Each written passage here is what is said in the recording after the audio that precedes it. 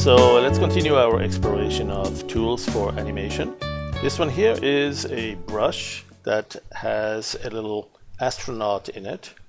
And that astronaut, actually, if I show it at full size, let's go reset it. You'll see that it is, we can still scale it bigger. And it took a while because it's not just one frame, it's a whole animation. We can see the film strip here. And this is an animation that has this astronaut slightly rotating or spinning in space. And it's something I created in my favorite 3D program, Carrara. I'm going to go hide this and just minimize that. And so what we have in the background is an animation that I created in Project Dog Waffle, PD Howler. And what I'm doing now is compositing the two together simply by painting this one across. Now if I paint it just like this, you can see it spin, but it's on the current frame. And that's not what I want. So I'm going to undo that and instead use the Alt key, hold the Alt key down while I'm painting. Now I'm going to do a couple of small guys first and then one up close and bigger. So initially I need to load this one and make him a little bit smaller. Something like this size might be good.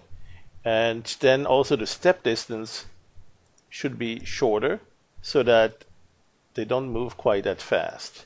We will be seeing them spin around very quickly that way. Alright, so let's undo this. And we see there's a total of 153 frames. I don't remember how many I have in this spinning astronaut, but it's probably about 30 of them. So let's just hold the Alt key down and you'll see that this astronaut is drifting through space and spinning around like that. All right, and then once we reach the end of the animation, it recycles to the beginning and keeps going.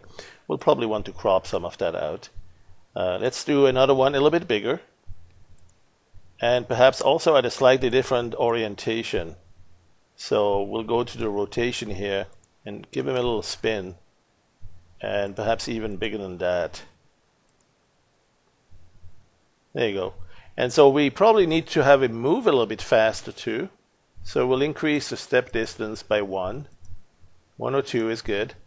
And so now we see it's going to be this. Again, press and hold the Alt key. And then we can have him drift around like that. And so now we have an animation with even more astronauts flying through space.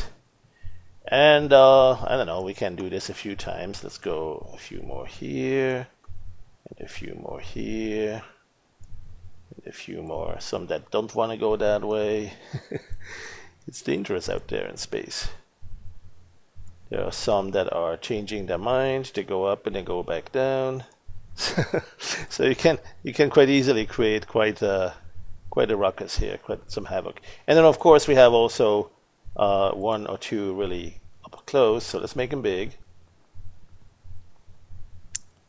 and rescale each of these frames. And then we also have an overriding scale here, so we want to show that something like this. Alright, so that's the size I'm going to be at. I might want to make it darker, brighter, reddish, and all sorts of other controls here, perhaps a little bit more reddish, given the proximity of this red giant star in the background. And then yeah, so maybe this one also needs to have a slightly different orientation so they don't look all like the same. And so that's one thing we can do to paint it directly. Let's do just one last one at this size. A little bit more step distance here, so they seem to be going faster. I'm going to zoom out a little bit so I have more space around it. And again, press and hold the Alt key down. And you can actually start painting on the outside and you see the animation going, but nothing comes in as long as you stay with the cursor outside of it. Right? So you could certainly use that as well.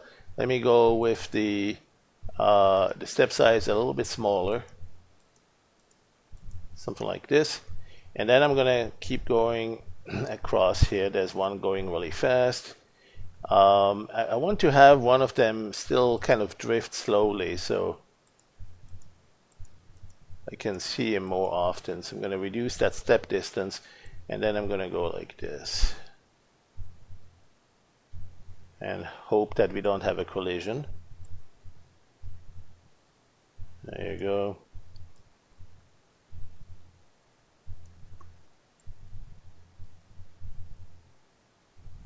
So there we have now an interesting scene. Now, if we wanted to do a bit more controlled animation, we have the animated keyframer for the brush. Right? I mean, we do have the timeline keyframer here. That one you can use to apply color changes and tons of other filters. But at times you have this animated brush that you want to keyframe. And so what you can do is go to the animation menu and use the brush keyframer. And with the brush keyframer, you get to see, here it is. Let's scale this up a little bit. I already had an earlier keyframe sequence, so let's delete all of the, clear the keyframes. Go to the first frame here. You see it just loaded the brush at its current size and orientation, but I can still move it around some more and also change the angle and the size. And so, for instance, I could go pretty big at first, something like this, and keyframe that, and then go to the end, and perhaps at that point have him a little bit farther, him or her, I mean, who knows, further down there, and also at a slightly different angle, and keyframe that, make it a linear interpolation. And in fact, also something you could do is have them go a little bit back and forth and change the angle some more, so it's not always going the same. Right? So that if you look at now what the animation is, it's like really chaotic drifting. Changing angles is going to show that that motion in a very dizzying way. So maybe I'm going to go here and add a little bit more rotation the other way. Keyframe that, and there's one keyframe I want to put here. Alright, let's go and keyframe that one, have him upside down. There you go. So now we have quite a ruckus here for this dude, while the rest of it is also very animated and agitated. So that's one more thing we can do. Paint these animation sequences straight on the existing animation, or keyframe them to have them rendered the same way. And we can even add some, let's see what we have. So we can align the path, so we can have the brush change its orientation based on the path orientation. We can also have some offset against the animated brush, so it doesn't start from the first one necessarily. And then there's also the motion blur. You can add a bit of a trailing motion blur. So interesting features there to explore for your animation. And I'll leave it with that very short tutorial. Let's go turn this preview off. Let's hide these. And then we'll talk in the next tutorial about how we created this background in the first place. Right? Here is an animation that's sort of finished at this point, but how did we create these this background? If you notice, the clouds are moving, seems like very turbulent surface of the sun or something like that, and so we want to have a look at how to do that. All right, thanks for watching. See you soon on the next one.